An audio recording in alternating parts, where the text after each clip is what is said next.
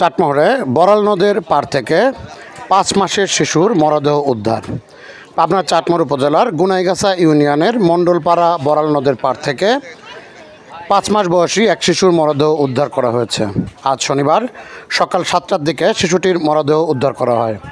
নিহত শিশুটি হলো গুনাইগাছা ইউনিয়নের মণ্ডলপাড়া গ্রামের কমল মণ্ডলের মেয়ে সোহাগী মণ্ডল। খবর পেয়ে চাটমোহর থানা পুলিশ ঘটনাস্থল পরিদর্শন করেছে। নিহত সোহাগের পিতা কমল মণ্ডল জানান, সকাল ৬টার দিকে তার স্ত্রী শ্রাবন্তী মণ্ডল শিশু সোহাগীকে বিছানায় ঘুমিয়ে রেখে বাইরে খড় আনতে যায়। কিছুক্ষণ পর ফিরে এসে দেখেন মেয়ে তার বিছানায় নেই।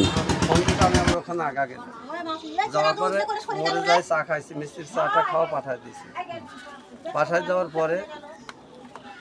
দেওয়ার পরে এখানে বাড়ি থেকে ফোন দিলে বাড়িতে আসো তো, জেঠি ডাকতেছে, আমার ভাইতে ফোন দিয়েছে। ফোন দেওয়ার পরে আমি বাড়িতে আসলাম। আসার পরে করছে যে বাচ্চাকে দেখতেছিল, খেয়াল নিয়ে আসার পরে বাচ্চাকে দেখতেছিল।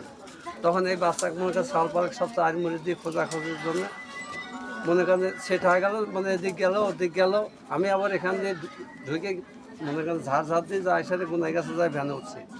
ওঠার পর ওখান দিয়ে চাটমোহর গেছে, চাটমোহর দিয়ে দপাড়া খোঁজাখুঁজির এক পর্যায়ে বাড়ির অদূরে বড়াল নদের পাড় থেকে শিশুটির মরদেহ পড়ে থাকতে দেখেন। কমল মণ্ডল দাবি করেন তার মেয়েকে ঘর থেকে কেউ নিয়ে গিয়ে হত্যা করে নদীর পাড়ে ফেলে রেখেছে। চাটমোহর থানার ভারপ্রাপ্ত কর্মকর্তা ওসি মঞ্জুরুল আলম জানান, আমরা খবর পেয়ে ঘটনাস্থলে এসেছি। প্রাথমিক তদন্তের কাজ শুরু করা হয়েছে, পরবর্তীতে বিস্তারিত জানা হবে। মেয়ের মা দুইজনে শুয়ে রয়েছে এখানে, আমি দোকানে গেছি। মেয়ে মা দুইজনে শুয়ে রয়েছে। কয়টা থেকে? ৬টা সাড়ে। মেয়ের মা কখন গেল বের হয়ে? তারপরে ওখান থেকে উঠে যে এখানে খ্যার কিনেছে, ওই খ্যারটা আনে গরু গোড়ায় দিয়েছে। এই যে এইটুক সময় তাহলে হাঁটতে পারে না, চলতে পারে না, কিভাবে গেল ওখানে? কিভাবে গেল এটাই তো বলতে পারবো না। এই জন্য আপনার যে আগে আমাকে মোবাইলে বললেন যে এক পাগলি দেখছে। হ্যাঁ, পাগলি যে জালার সাথে কি দেখছে বলেন? দেখছে যে নদীর কাদার থেকে মনে কাজে হাতে করে ফালা দিছে পানার উপর। কে ফালা দিচ্ছে? কে ফালা দিছে? আজাদের কথা বলবো। আজাদের বাড়ি কোথায়? আজাদের বাড়ি হচ্ছে ওই হঠাৎ পাড়া। আজাদের কথা বলছে। বাপের নাম হচ্ছে আরমান। আর কেউ ছিল সাথে? না, আর কেউ ছিল না সাথে। তো এখান থেকে আপনার শত্রুতা কি নিয়ে? আমার কোনো শত্রুতা কি করে? আজাদ কি করে? আজাদ হচ্ছে ওই মনে করেন কামলা টামলা বেছে, বা মনে করেন যে সময় গাঁজা মদ খায়, হেরোইন খায়, মনে করেন কোনো হিসাব নেই। আজাদের বয়স কত? বয়স কত? ৩০-৩৫ বছর। না না, ৪৫-৪৮ বছর বয়স, আমার বয়স। তাহলে আপনার সাথে কোনো শত্রুতা নাই আজাদের? না। ওই পাগলির নাম কি জানেন? কে পাগলির নাম কি? জমেলা। বাড়ি কোথায়?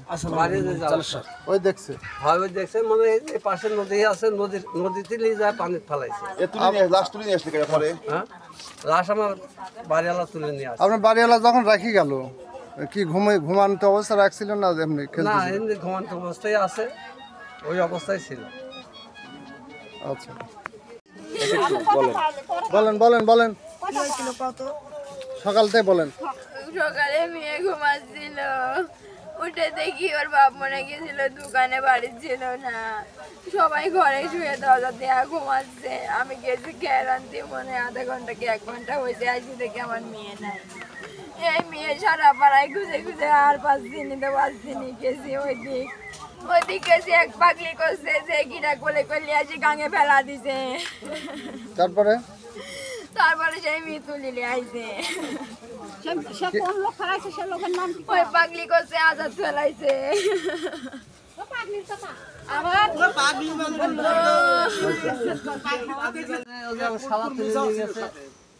খেলার নাম কি? অপূর্ব তুলে নিয়ে ও দেখলো কিভাবে যেখানে আছে? সালবার খুঁজে গেছে। বেটা আইছিলাম না, খুঁজে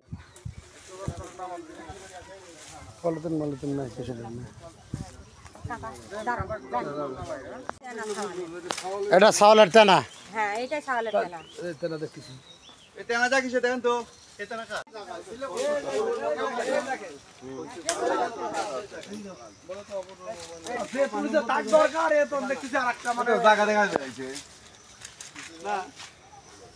কোন জায়গায় ছিল?